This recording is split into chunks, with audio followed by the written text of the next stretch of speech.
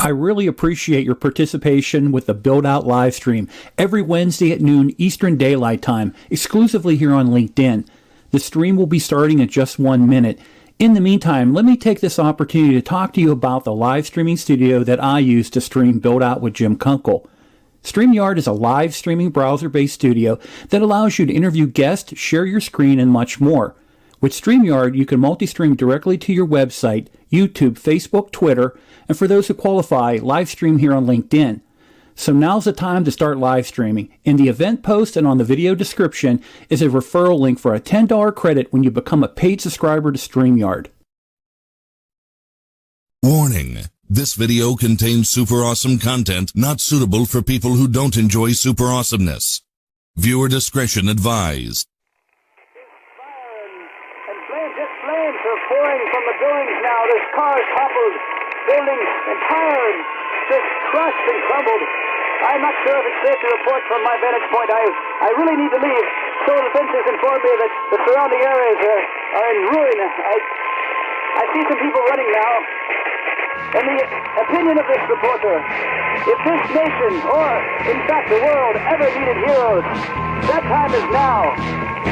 That time is now.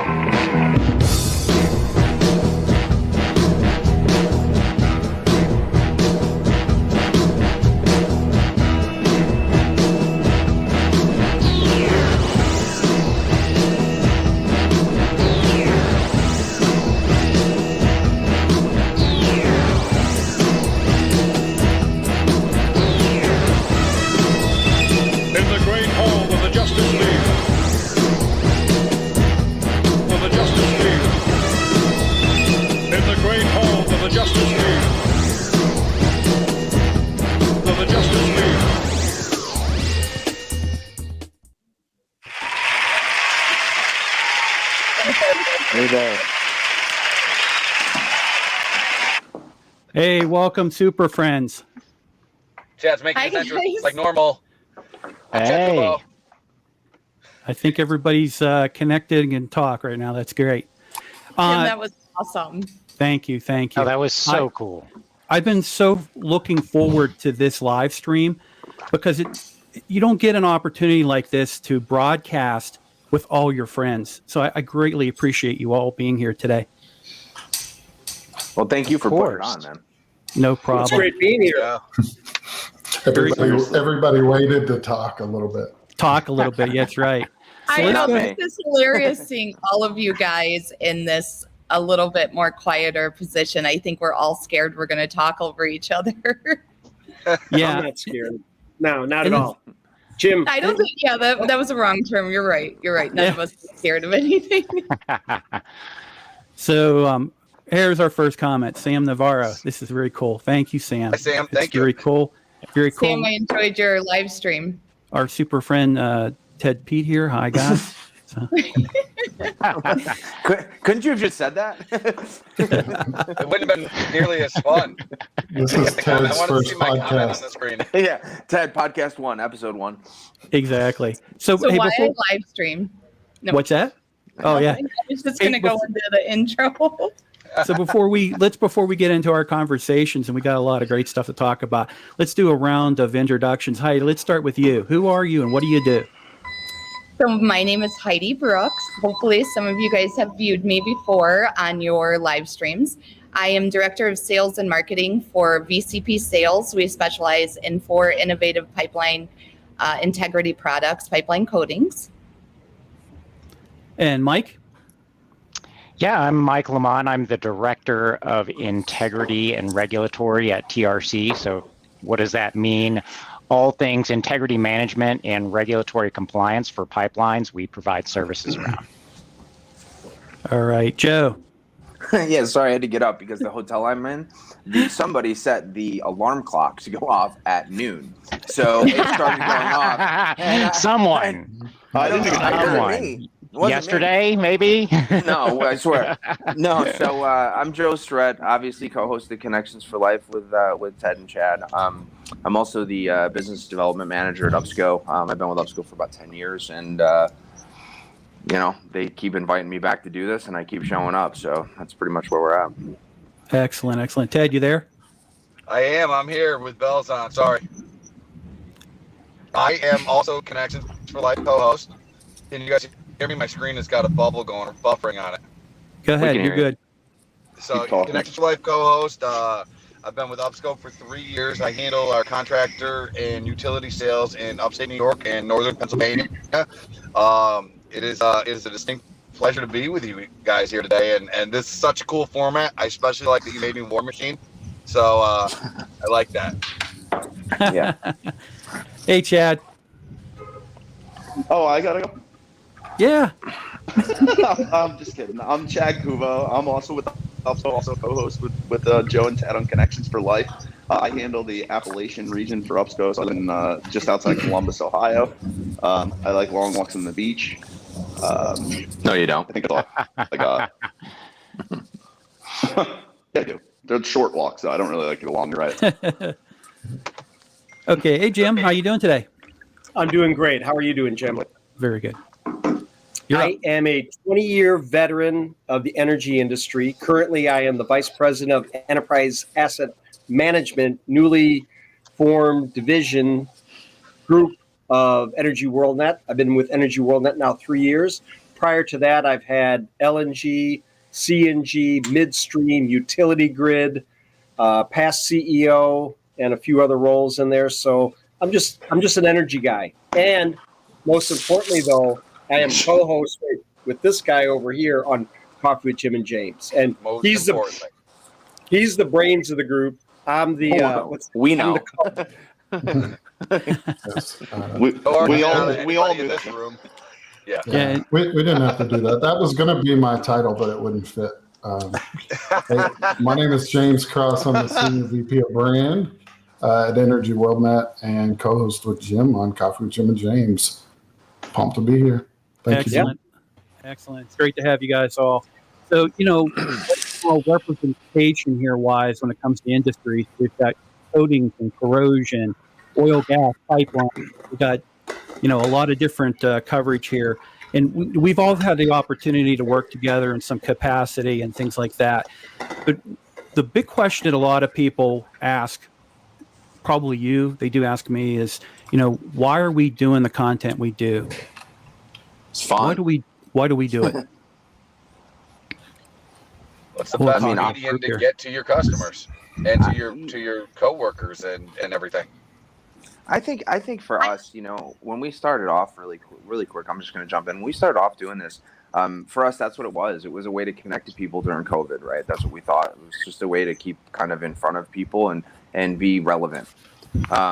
And I think we all learned along the way that there was a lot more that we could offer by doing these programs and these shows and these podcasts, by not just providing people with information, but also connecting with people in different parts of the industry. And we've been fortunate, I know we all feel this way, to meet people that we would have never, there's many of you on the call right now that I would never had an opportunity to get to know and meet in any capacity in our normal day-to-day. And I think it's just, I was jokingly said it's a lot of fun, but it's fun. And we're having a ball doing it. It's my favorite part of my job that I do. And it's something that I look forward to doing, these things and all of the things that we do weekly. It's just, it's a good time. Yeah, definitely. I know for me, what I'm always amazed with, I have done coding content, and I have people from content I created over a year ago that will reach out to me. A good story is someone in Pakistan reached out to me. They're doing a pipeline project in the mountains, and they had questions on content that I had on a short video that I did, and I was able to obviously help them in their just looking for information, but also give them a connection, give them a point of contact regarding product and also equipment that they might need and utilize. And I like that because I think it is, the connections that we all have, and also to helping others. And that's why I love when I get people responding back to the content I do, the live streams I do, is they really appreciate the content. And a lot of them say, hey, it must take you forever to put stuff together. And you guys all know, working with me in some capacity, this is really not that difficult to do. The challenge all the time is just doing it, putting yourself out there, and then also getting your content out there. Let me just jump in real quick. I think the big thing is that if you take it down to a micro level, I know James is a champion for thought leadership, and we have a collective thing that if we can positively impact just one person to do their job safer, more productive, more efficient, better, in any capacity, just one person, we feel like we've done a good job with that. So, and that gets back to the basis of thought leadership. Sharing the thoughts, sharing the ideas, sharing the safety measures. I agree. I'm not a host of my own show, but I will piggyback. What are you waiting for? Yeah. Press record one day and then. Watch? Sure. I will say that you guys definitely, Jim and James, are thought leaders.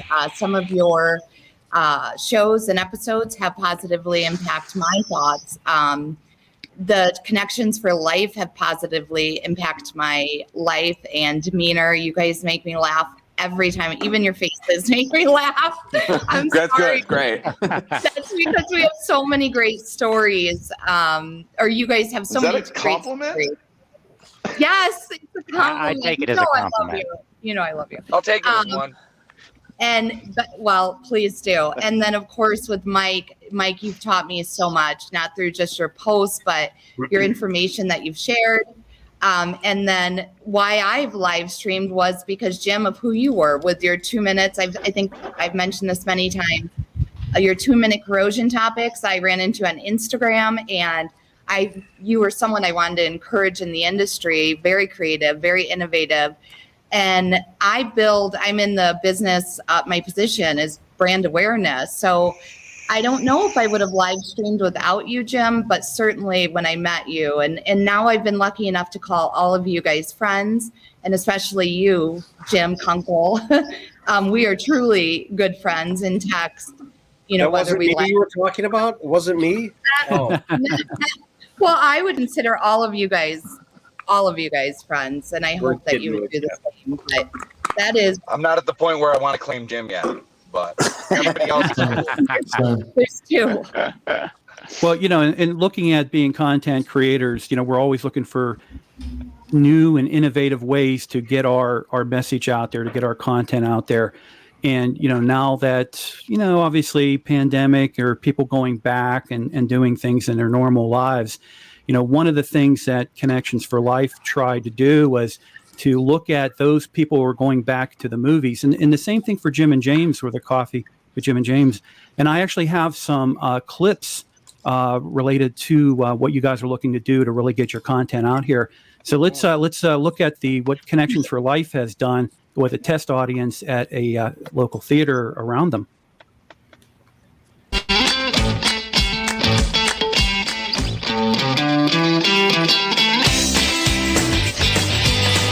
Oh boy.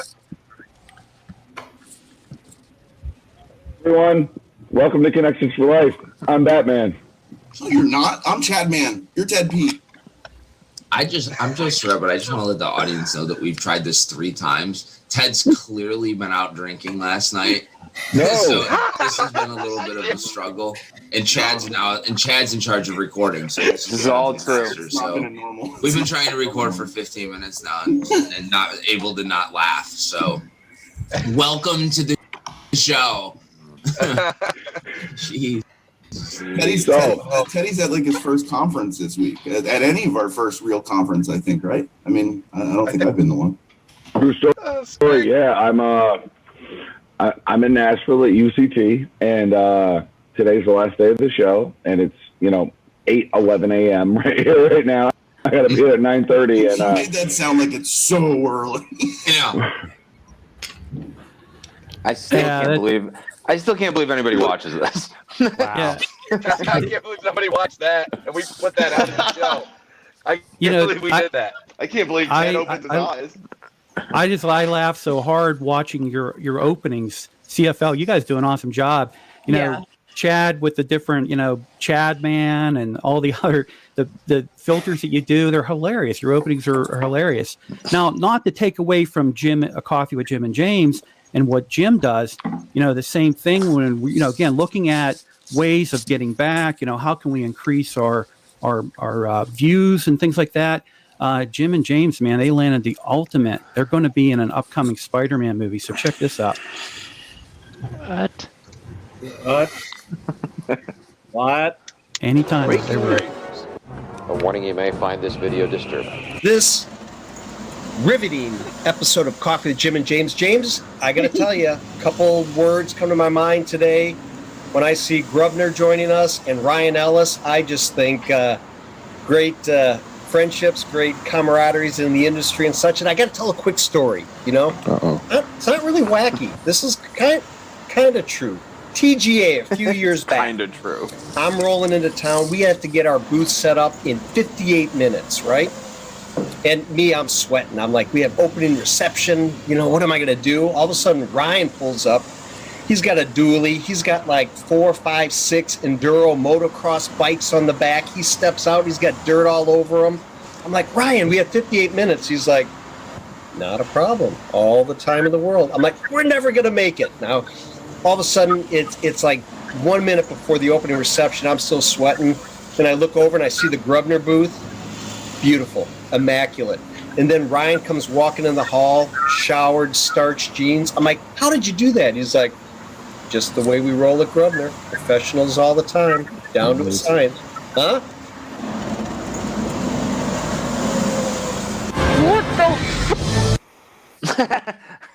I think I got to speak for like half a second. I said, Yeah. Laughter Your is best work, James.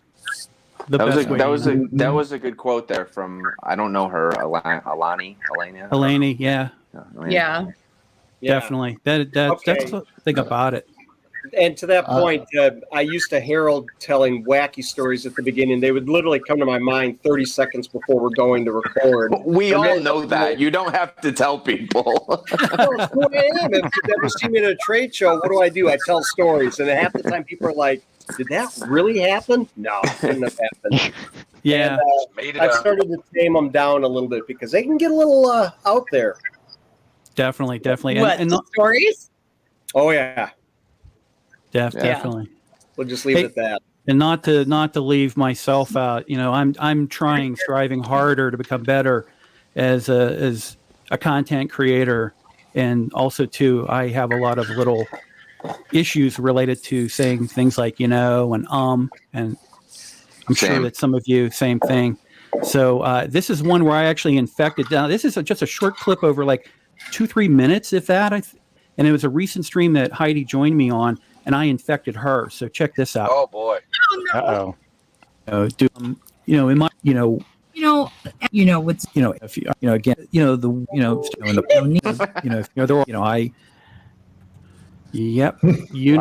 That was my worst one. Yes. I joined last minute with you because you had a guest that couldn't make it. I was really bad that one. I was in my car. It was pretty bad. I apologize to all of the viewers. No. You stepped up. We were just talking about this, and I think that's funny because in normal conversation when you're not on camera, you don't do those things. You don't say or you don't. No, exactly. But as soon as you get on here, you feel compelled to have that transition or that space filler. Whereas in normal conversation, you don't do that. And I've done this. I know personally, like when we'd go back to like episodes that we did in the very beginning, like episode 5 or 6, and I said about every 14 seconds that I talked. It was incredible, and I didn't know, but just did it again. See, just did it again. But you just do it. I don't know. It's a weird thing. I don't know where it comes from. Being on camera. Listen, next time we don't do this, don't match me up with the ums. Don't do it. Now, being on camera is not an natural act, and when you're on camera, you just kind of feel that pressure to fill dead air. It's unbelievable, yeah. It's different when you're doing public speaking. You tend to move around. You have the mannerisms that you do, and if you get into an area where your brain is starting to reset, trying to think of what to say next, you might make a motion or you make a move towards the crowd, and it's difficult. It's different, let's say, that here on video or here live streaming, because for me, I have to have bullets down of what I want to cover, what I want to talk about. But even then, my mind goes into reset and I say and ah. Trying to be better. Trying to be better. I like engaging with others. So when we are on a video, it's a little more difficult to engage. When you're speaking live, it's much easier to connect and engage with, your audience and all of the ways that you can do that. And Heidi, it's the feedback, nonverbal even. Just the expressions in the audience. When you can see an expression, it speaks volumes. Yep. The other thing is too is that if you've watched our show, I tend to ramble on, and no.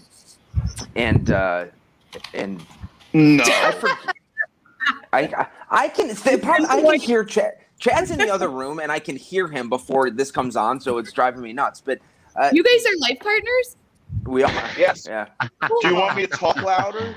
What I was going to say is sometimes I forget what I'm saying. So I'll go, because I blanked out and I have to reset my brain and figure out where I was actually going with the point. If you watch the episodes closely, sometimes I start here and where I end is just completely different. I think we all do that. I will say the three Jims, Jim, James, and Jim are really good. I would say Jim Kunkle and James Cross are good at not doing that. Mike is good at not doing that too. But we all certainly do that, Joe. Oh man. The other day we interviewed somebody and I spit out my first sentence and then I tried to get them my second one. What happened? We almost called our show Tangent because the first couple of times we went on, that was really the goal when we were doing it, was when somebody went on one of those passionate tangents. And so we kicked that around for a little bit, but I love those moments. I love when we have guests on, and some of them are on here, that have just went off on one, and you just kind of sit back and you're done and you go, wow. That was good. That's why we do it. You have your promo, you got everything because somebody just put their heart out there, Chad just came over to complain.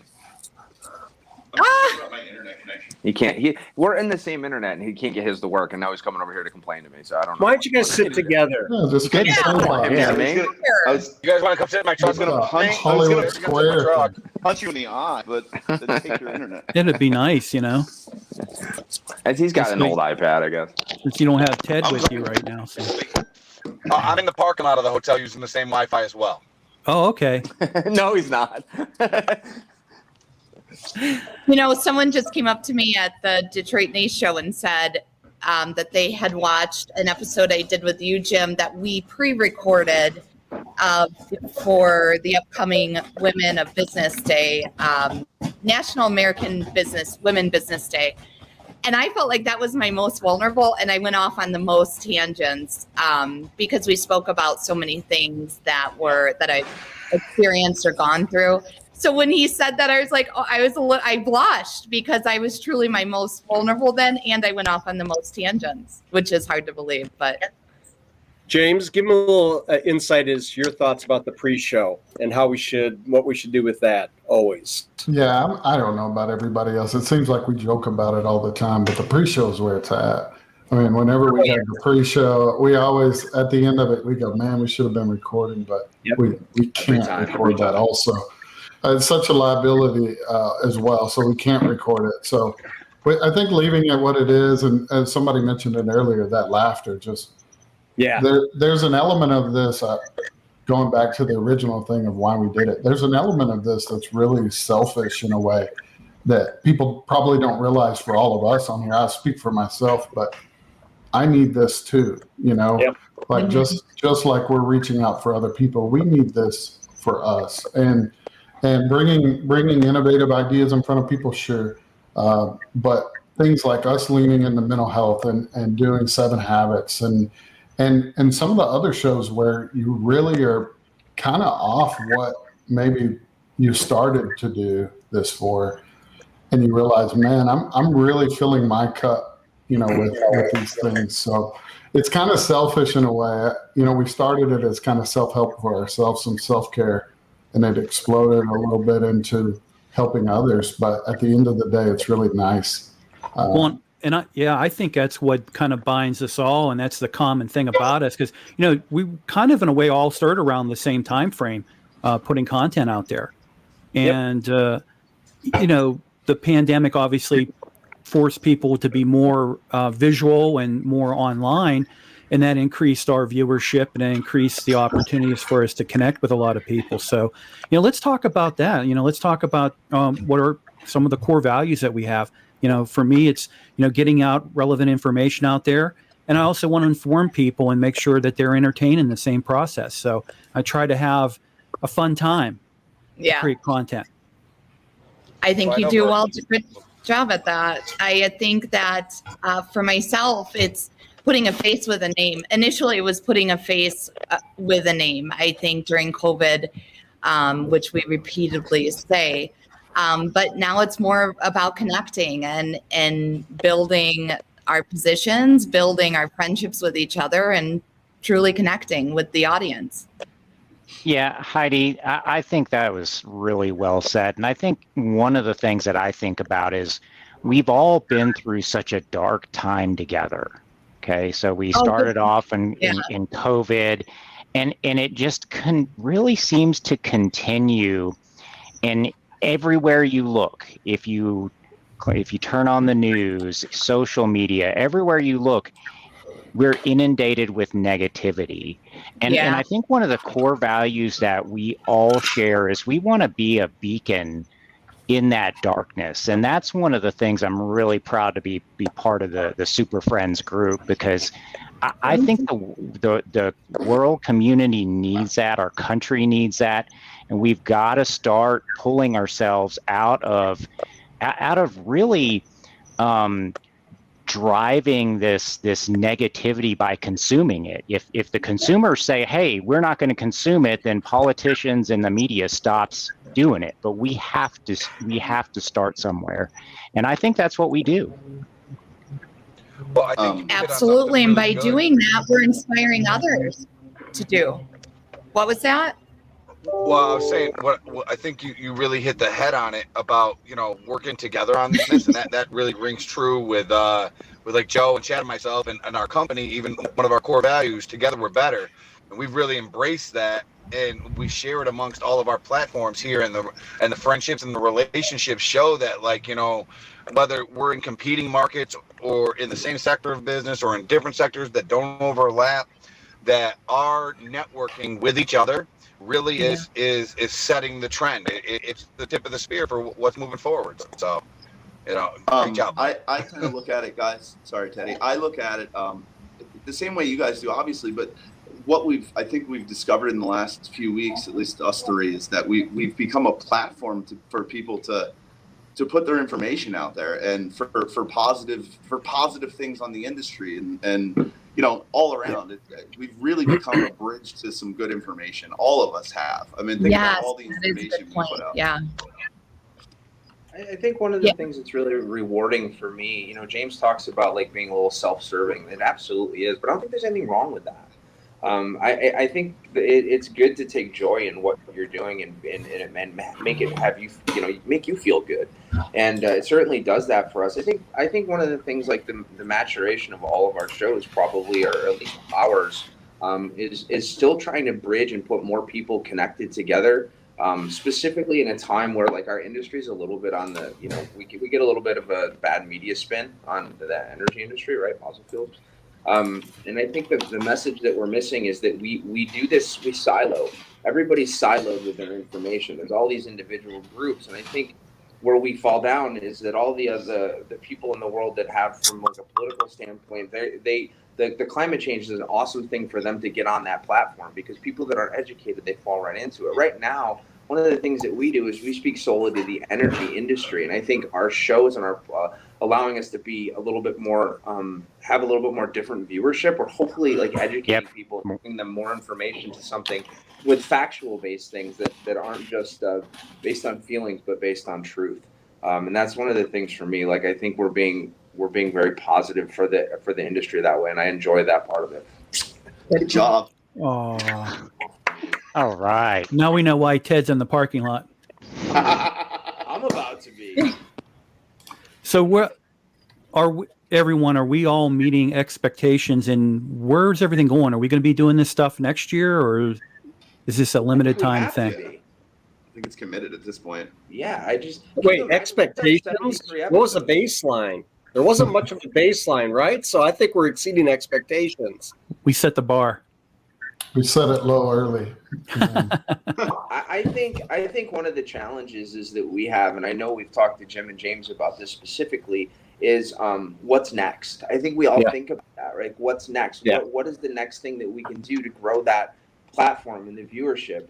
We have some cool things coming up at SGA with Jim and James and doing some things at AGA. And really I think cool. the neat thing is that there's people in the industry that represent these groups that now understand the value of what we can do to help them with the things that they promote their message. And the fact that anybody would believe in us after a year and a half, that they'd, allow us to come on stage and give us free reign to do different things and have different, ideas that they're willing to promote and be a part of.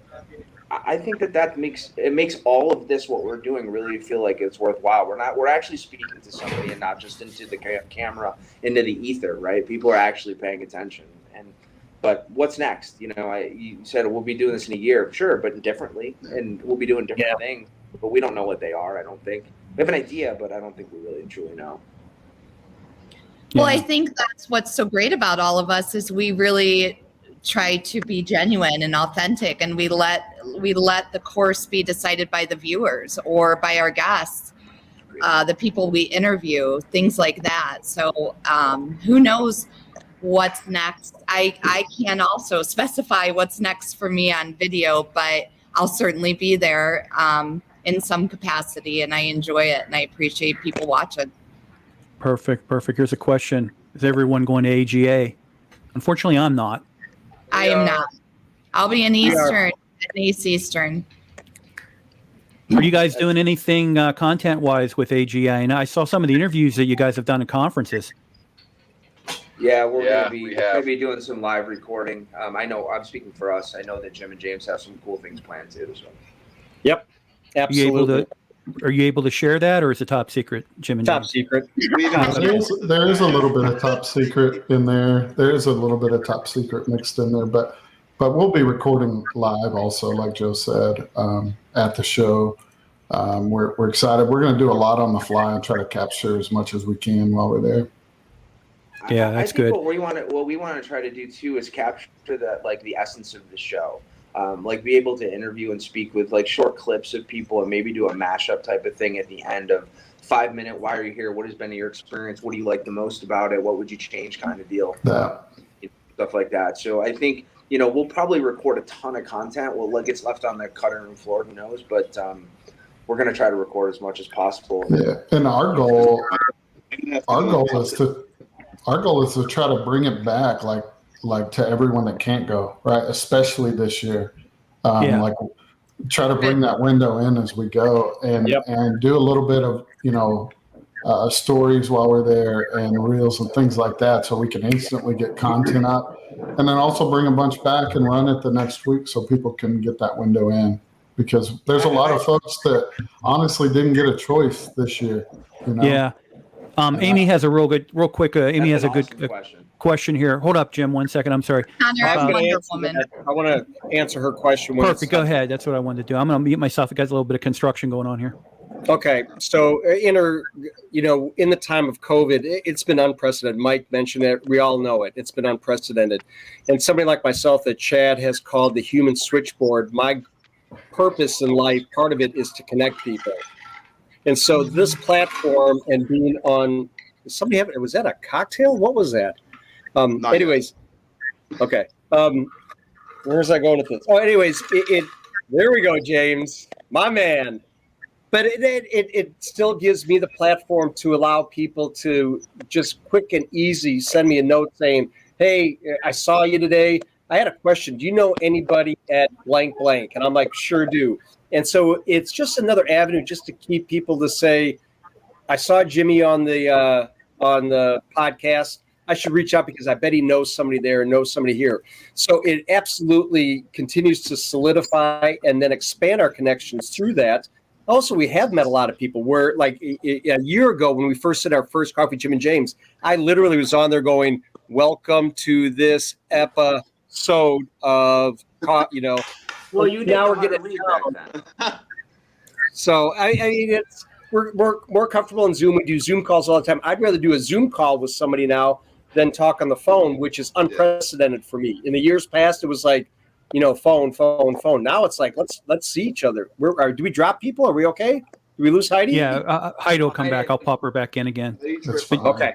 But for me, obviously I had started a YouTube channel before the pandemic hit. The pandemic hits, and it did benefit me because now I had the opportunity to get the content out there, and I really started to generate more great quality connections, and then also interlinking people together from different industries and different walks of life, let's say professionally. The other thing with it is that it really helped me focus and say, this is what I enjoy to do. Like, this for me is a passion for me. And I want to continue doing this because, I see myself doing this until, I decide one day to hang everything up and that's it, I'm done. And I just like sharing like information, content, sharing myself with people. But I also like helping people out because it's great when they reach back to you saying, hey, I seen this episode. I really appreciate it. It gave me a lot of good information. And that's really what it's all about for me. So I don't see myself stop doing this. No. You've gotten a lot of great comments, Jim. Yeah. So one of the things that most people don't know, and I wanted to just touch on this, is that Connections for Life is the tagline for our organization. We didn't come up with that show concept, that name. But that's our company tagline is Connections for Life. The question was, as our network's grown, and I just wanted to say, when I'm not a big social media person, I don't have Facebook or anything like that. So Instagram. You do have Facebook. You just haven't updated. Yeah, I haven't looked at it in 10 years. So yeah, I'm not into that. And when we started doing this, I had 262 LinkedIn contacts, and I almost have 4,000 now. So crazy. Some perspective to answer your question. It's definitely grown a lot. I think it's happened for all of us, right? And it just completely organically. And one of the things that blows me away. I don't think so. You don't think? I haven't, but I'm not a host of my own show. I have not gotten a lot of connections. You need to do that. You're supposed to be doing that. Wait, what? I said we talked about that. You're supposed to be starting your own show. Yeah, hanging out with Heidi. Okay. I want to bring up something. Seven guests right here. I don't want to leave with a negative. Like, I'm not saying I didn't get a lot of connections.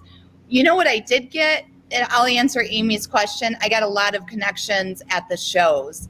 So people that have seen me on the episodes or that we've interviewed, Jim, those are the connections that I got. But did I grow my connections on LinkedIn? I don't think I did any more than my other posts. It's because you're connected to everybody already anyway. I was going to in bring the heart, something up. in my heart. I was going to bring something up that Joe's brought up multiple times, and I totally agree with.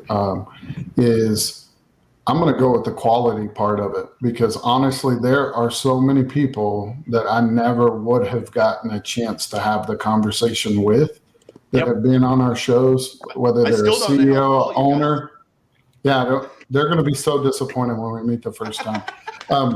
But you know what I mean? Like, I would not have got an email replied to, a phone call responded to, or whatever it might be from this owner, CEO, inventor of this product. And that, man, the quality of connections, I can't wait to get out in the industry and shake people's hands because that's unreal. Well, I want to touch on that because we were just talking about this yesterday. It's not just the quality of the connections. It's also it's a unique perspective. We're not meeting people at a meeting or at a conference, right? We're meeting people on their terms in real life. So we're getting conversation with people that is a completely different perspective than what you would have gotten in a typical business or a professional setting. Absolutely. I actually wrote that down preparing for this. We're getting people a lot. I promise. A lot of times they're vulnerable. A lot of the guests that you guys have all hosted haven't done it before, or haven't done it a lot. And you guys we all do such a great job, I think, of making them feel more comfortable and them being at their most vulnerable, not their most, but at a vulnerable spot. In a vulnerable spot leads to a lot of authenticity. And it's really cool to meet them in that way versus in front of a booth or in a class. It has been really neat. That is a great point, Joe. And we do that, James. LinkedIn user. Yeah, that's kind of sus right there. Usually that's T.M. Nelson, by the way. I didn't make that one up. For some reason, his comments will show up as that, but who knows if it's him or not. If you don't, I think you have to do a little checkbox in your settings that you will take the privacy off. If you have privacy on, I believe that's how you'll show up as LinkedIn user. I just thought it was Joe. Yeah. Commenting on his own stuff. No, it's Ted. Ted's good with that. Where's he at? Up there. What? This guy? Well, he already showed up, remember? No, Joe's good at really think. I just think it's cool. Like See, he verifies it. It is. For she. It is. I see him. So we get to meet people like VPs and presidents and people that would have never talked to us ever before. True. We just interviewed a guy that's you can say Eric Speak for Kozak, yourself. who's the VP of Amarin. Like, he would have never talked to me before ever in his life. awesome, And he's a too. great guy, and he's super down to earth and very fun. And I love getting that side of people and not that stiff, sometimes business perspective. Where you're a sales guy and you're pushing a product. It's not that type of right. So when you asked him and he said, "Yeah, definitely will come on to connect. I'll come on to Connections for Life." Did you go, "Really?" Every time I do that. Yeah, pretty much anybody that goes.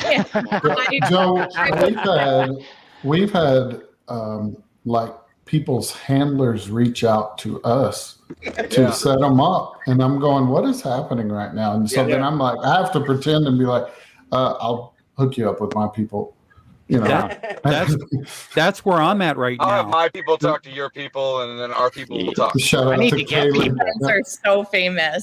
Yeah, I mean, I started build out. It was like I think the last week of the first time was like that last Wednesday in May, and then within about 30 days of doing build out every Wednesday, all of a sudden people were coming and saying, "Hey, I want to be on your live stream and talk about this topic." And I was like, "This is great." I mean, right now I'm booked through the end of the year.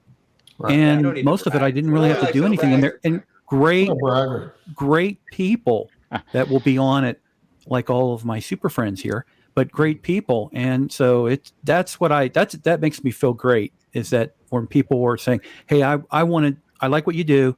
I want to participate. And here's what we can talk about." That's awesome. Okay, I did want earlier. Amy asked a question. I just want to throw this out. Amy asked a question. That's the Amy that does all of our creative work. So for the show, she like does the intro, the logo, all the stuff, shout out. Oh, that one right there. There we go. And creative questions. And doesn't she have her own show too?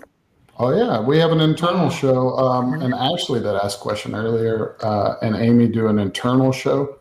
That since we had so many new hires during the pandemic, we struggled with connecting people. And so they made a play off of ours called Chai with Ashley and Amy. And they have guests on and they're like 8 minutes. And they're super fun and they're super creative.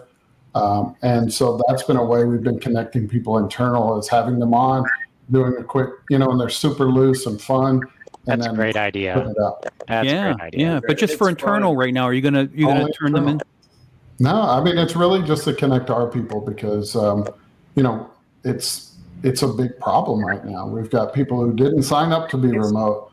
Yeah. And it's also like a virtual newsletter, right? No doubt. Yeah. No doubt. And we cover, several big questions, but one of the big things is the question always people ask is, okay, what do you do here? Kind of thing. Where do you fit in the big puzzle?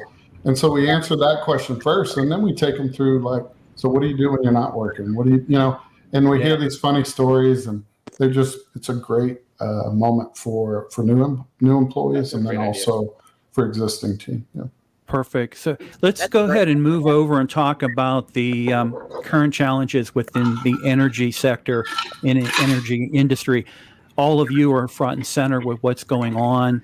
In my capacity, what I do professionally is more of the support role within the energy related to the infrastructure. And some of you also deal with the infrastructure as well and support that area.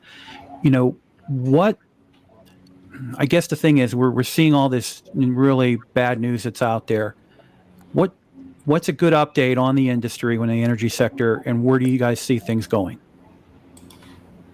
That's a great question. I think that the biggest challenge that we have is communicating effectively to the right stakeholders, because we do great talking to each other and we all nod our heads and go, yeah, I know what you're talking about.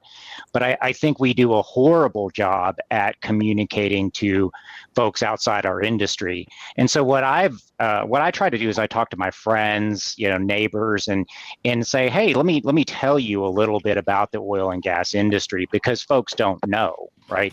And I think that one of the biggest concerns I've got is taking the emotional argument out of the climate discussion, because what we need to do is make this more of a logic, scientific-based discussion and go, holistically, how do we solve this problem? Because what I'm afraid we're going towards is a situation where the fix is worse than the actual problem, and in terms of energy that's not affordable. So that's my take on it. Yeah, I agree with you. To a bit, but let's be honest. All of the chatter and all of the negative stuff is more sometimes for optics than it is for actual change. I tell this story all the time that last month or a month or two, Bernie Sanders tweeted out that it was the hottest recorded month ever in the world, which was absolutely not true. Right. Absolutely not true. But he's got 5 million followers. So there's 5 million followers from not in the energy industry that think, oh my gosh, climate change, right? Yeah. The biggest problem that we have is, in my opinion, and I'm hopefully working on some things to change this, we are, but everybody's siloed. And what do? We create these narratives and these messages, and we share them in our group of people that are already in echo chambers. They're echo chambers, right? Yeah. The reality is we need to find a creative way to be able to spread that message on a larger scale based on truth and fact about what is positive and real about our industry. And I think you proved my point. Right, but the celebrities and politicians can send that out because they have these huge networks, and people that don't know any better just believe because that's how it works, right? The largest follower, you can say anything you want, and that's who gets the attention. We need to create a culture of being able to get that attention with fact-based information. So I think talking to your neighbors and friends. Yeah, you have. True. Yeah, you have to counter that. I mean, we recently, I don't know how long ago was, number 46 came out and said to Russia they need to, and the Saudis need to pump more oil, and that's not the answer to rising energy costs and things like that. We have it here, Yeah. It's fun to be on the side of climate change because it seems like the responsible thing to do, and people want to feel good about a message that is responsible and sustainable. Sure. But they don't understand the entire narrative, or that right. I told this story the other day. I had breakfast with my cousin. He's 28 years old. He lives in Rhode Island. And he was telling me that they've gone all electric and everything electric. And I said, you live in a state that all of your electric is produced by natural gas. You didn't even know that. Yeah. You're kind of doing this virtual signal that you guys are good for the energy or for the earth, and you're using just electric, but all of that energy comes from natural gas, and you don't even know that. And I think those are the types of messages that I think are clearly stated. And there's a lot of people that believe things that aren't necessarily the full truth. And it's fact-based conversation. It's the same thing with the petroleum industry, where people don't realize that in your home, in your everyday life, how much petroleum goes into everything, and you just can't go to zero. You just can't. It's not going to happen. It's like what Sarge said the other day. Yeah, it's what Sarge, one of our guests the other day, said on it. He goes, if you're wearing eyeglasses or put makeup on every morning, congratulations, you're part, or lipstick, you're a part of the natural gas and oil and petroleum industry. You're in. You use products from it every single day and don't know it. And that's why it's so important to share those with the people not in the industry. Yeah, no, I think that was well said, Joe. I think that we have to find a way to communicate outside our circles, because essentially, again, we do communicate with our groups very well and everyone understands. But I think that that's a huge challenge for us, and to be able to actually open up that conversation is really challenging, because we're perceived as fossil fuels the bad guy, and right now, and you can take that a step further, is if I support everything climate, I have the moral high ground over you. And so what we need to say is, no, we care about the environment too. And here's some information. Methane emissions, greenhouse gases from the United States, total methane emissions are about 10% from methane. So why are we making such a big deal about methane? And again, my concern is that in fixing the problem, we are going to create a number of problems, including unaffordable energy. I mean, and then the discussion of hydrogen and moving hydrogen. Well, yeah, hydrogen's incredibly dangerous. It's not something that it's way more flammable than methane. It corrodes steel, it attacks steel, and so we're gonna fix the environment with methane. Well, and human beings have a long history, especially in this country, of creating more problems by fixing problems. Sure. I honestly agree. I think, Mike, like the reality of the situation is, and I think this is where we lose people, is that everybody seems to think that you stand on one side of the fence or the other. And I don't think that that's true. I think all of us believe that there are renewables and cleaner energy options that need to be explored.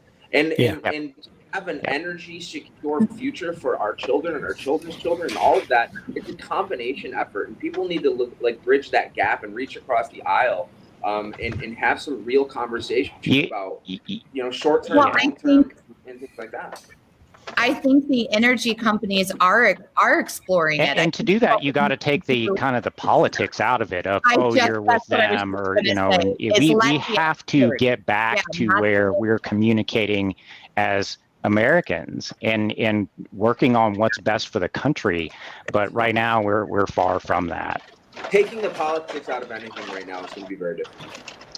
Absolutely. Wow. Good luck with that. Good luck.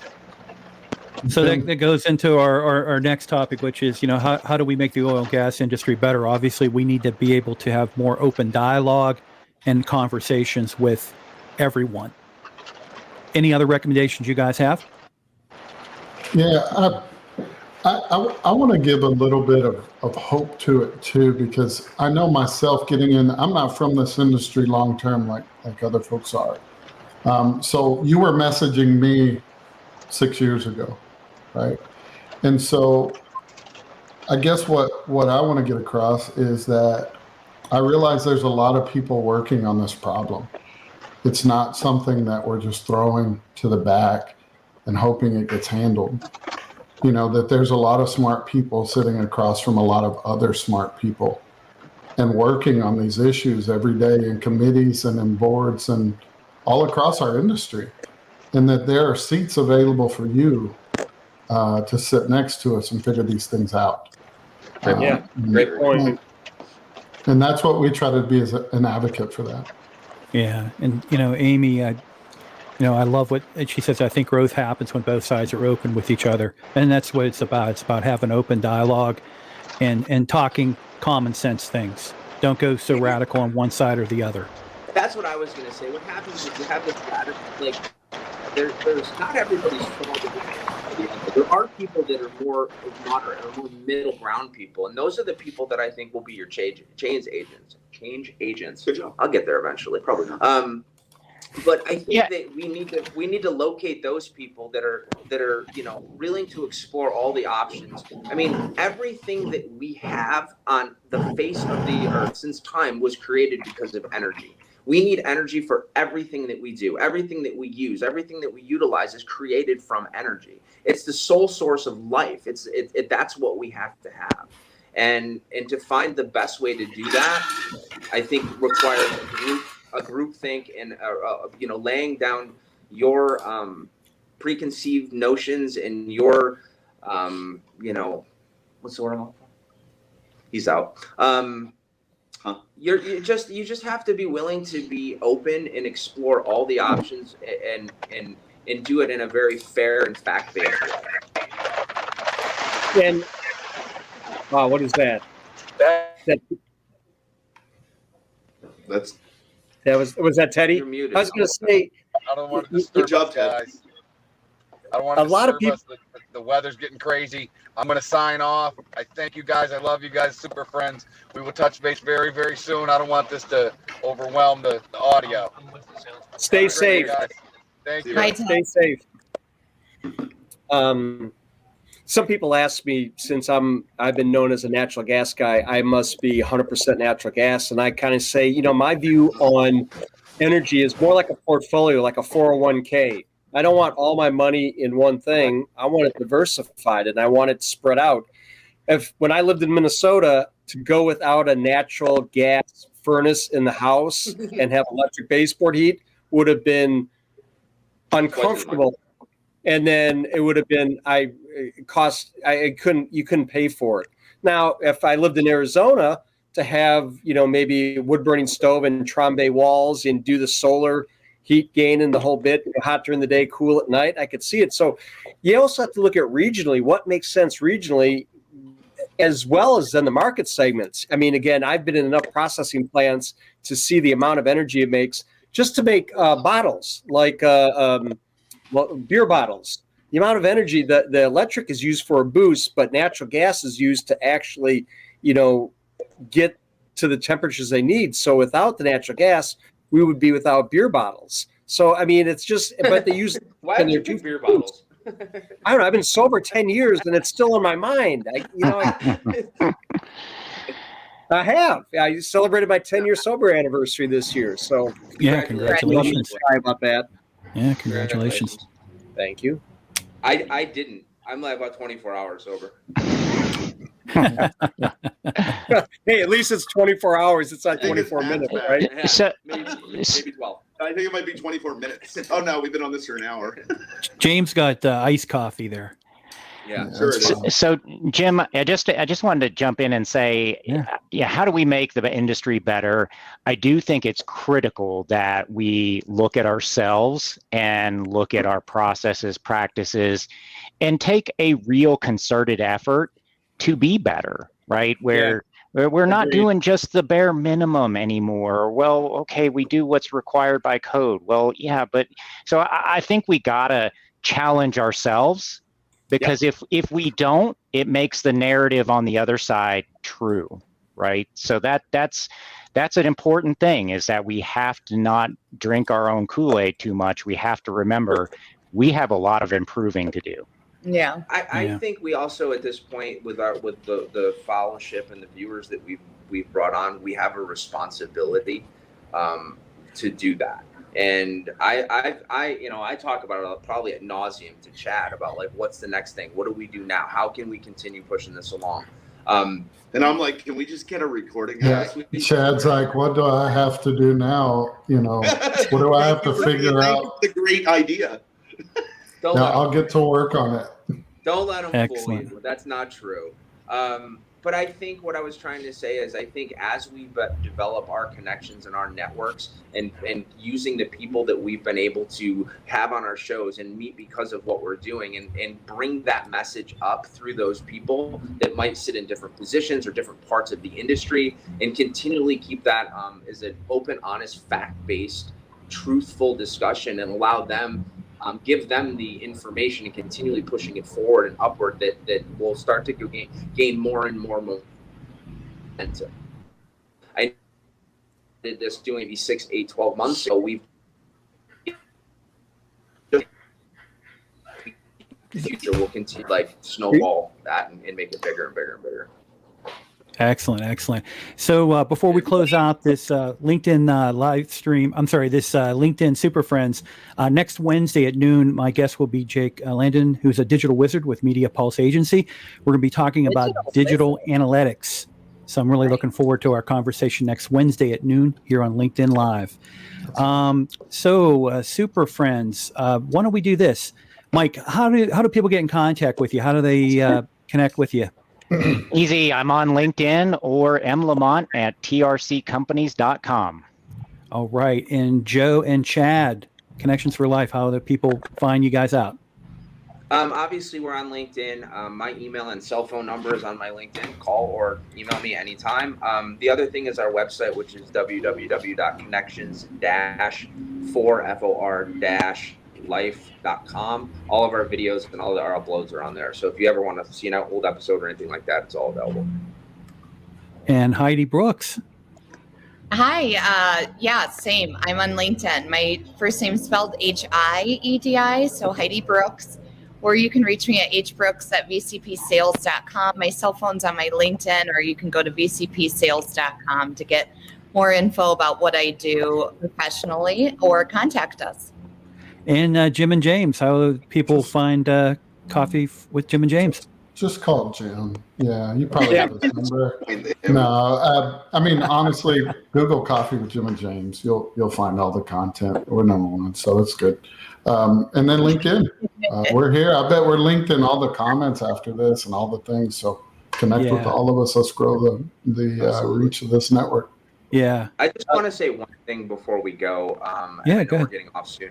But we get the question a lot, like, are you guys competitors? Like, because we're all doing things. And I want to share with the audience that we're all very close. And we really genuinely idea share and communicate a lot about what we're doing and how we can actually do more things together. We're all very, very close that way. I want to say before everybody else does, I just want to say thanks to Jim Kunkle for putting this together.